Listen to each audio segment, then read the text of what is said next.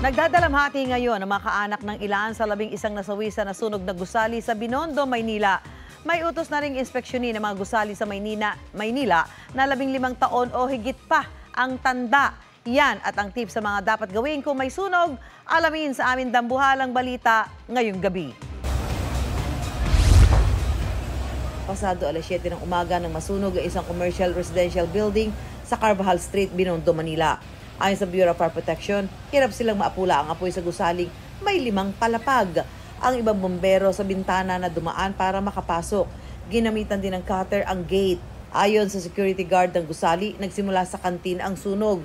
May narinig daw na pagsabog doon. 11 ang kumpirmadong nasawi. Posible raw na natrap at nasuffocate ang mga biktima. Aabot naman sa 100,000 piso ang tinatayang pinsala ng sunog. Patuloy ang investigasyon sa pinagmula ng sunog. Nagpaabot na ng pakikiramay si Mayor Hani Lacuna Pangan sa pamilya ng mga biktima. Nagpadala na rin daw ng tulong ang DSWD.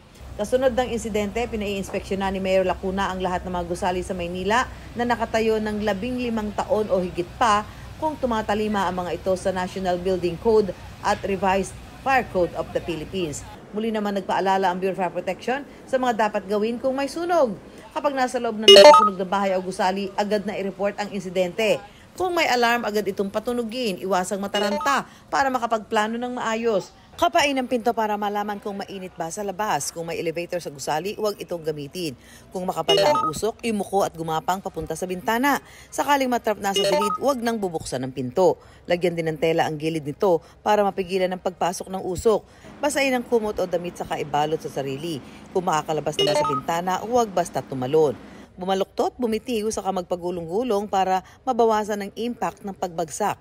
Para maiwasang matrap sa nasusunog na bahay o gusali, mainam na maituro lalo sa mga bata ang edit o ang exit drill in the home. Kasama riyan ang pagpaplano kung nasaan ang entrance at exit at kung ano ang dapat gawin kapag may emergency.